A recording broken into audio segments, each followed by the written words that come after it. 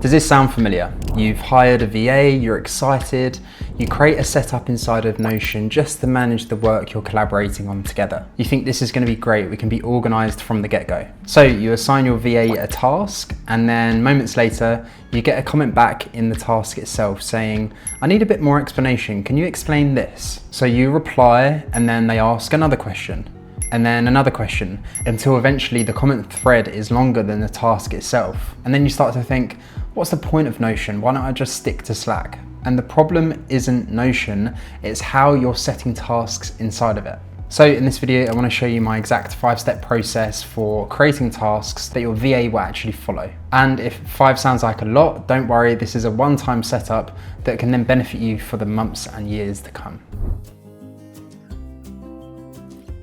All right, so the first thing is something that's specific to VAs in Notion, and that's how we organize the tasks. The thing is about VAs is they don't fit into one box. Unlike maybe one of your delivery contractors who is working inside of delivery, VAs tend to spread across different parts of your business. So the problem becomes when you organize your workspace around clients and projects, it can be hard to know where to organize those general tasks for your VA. So the way to overcome this is to create a dedicated area for general tasks. So inside of our agency HQ, that's our dedicated operating system inside of Notion, we have our projects team space, which has things that are more specific, like our content, our deals, our clients.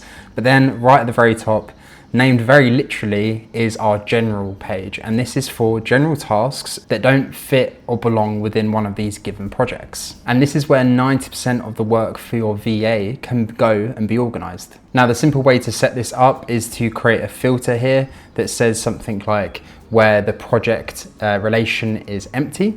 Inside of Agency HQ, we actually have multiple project databases. So if I open up this task here, you can see at the very top, we have all the relations to our different project databases. So to make things a bit easier to understand, we actually have this formula property, which looks complicated, but it's basically saying, show us from the related project what the project is. And if there isn't a project related, tag it with this general task tag. What that basically means is now we can have this general space, and only the tasks that haven't got a project will find their way in here with this general task tag.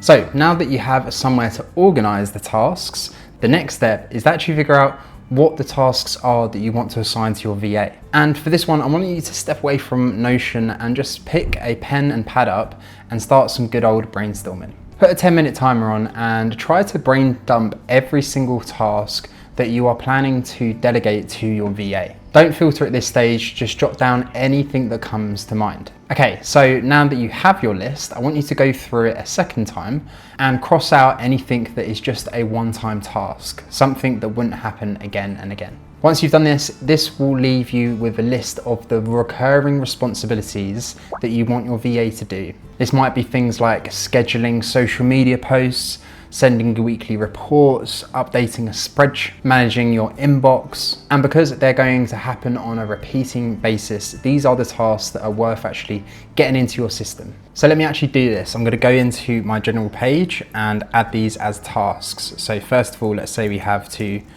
schedule our YouTube videos. Let's say creating the weekly reports and then managing my inbox.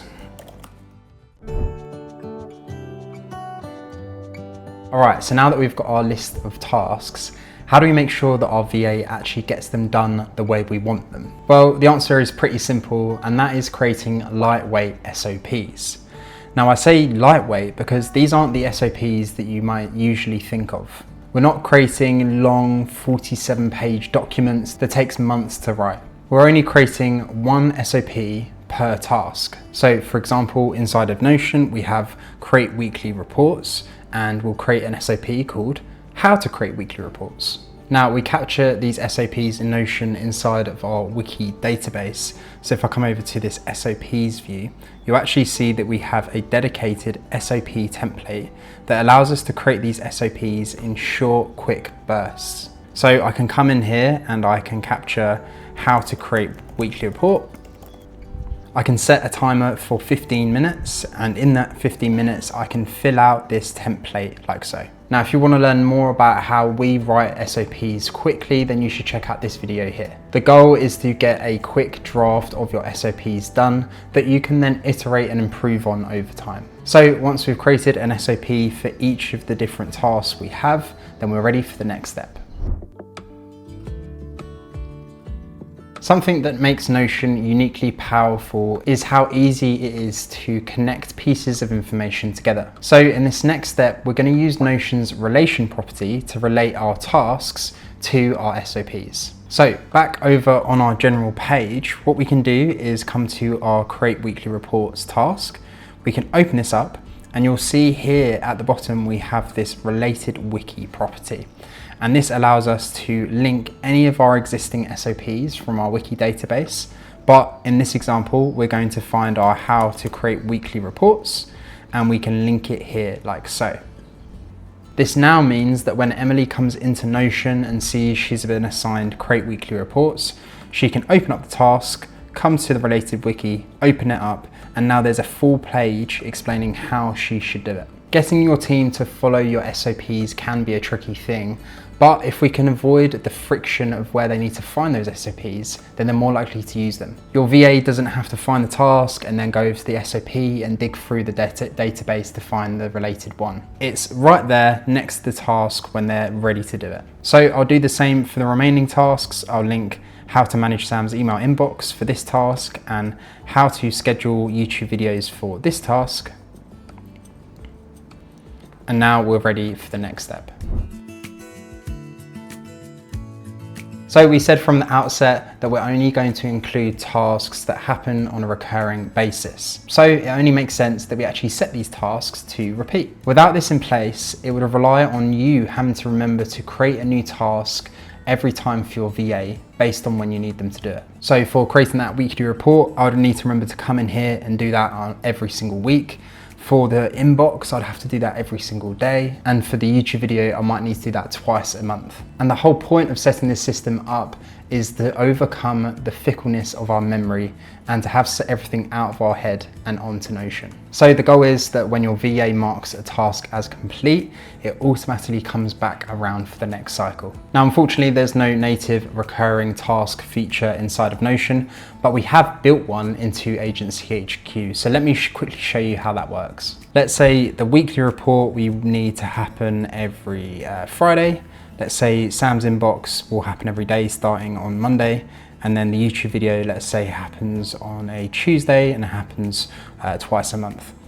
So let's open up that first task of managing the inbox. What we can do is open up this view details, which will open the side panel, and you'll see we have these recurring properties. So I need this to happen every single day. So I'm going to first put the recur unit as days, and the recur interval is going to be 1. So once a day, we need this task to be created. And you can see how this works is we have the due date, which is April the 27th. And now we can see the next due date is April 28th. So when your VA comes in here and completes this task, they can mark this off as done. That's going to trigger the automation. And then eventually we'll see a new task come in here.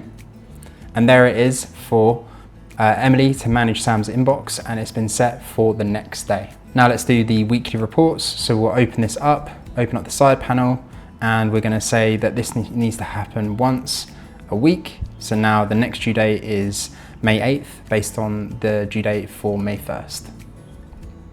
And finally, let's do the same for the YouTube videos. So these happen twice a month. So we need to come in here and set the recur unit to twice, or this happens every 2 weeks, like so.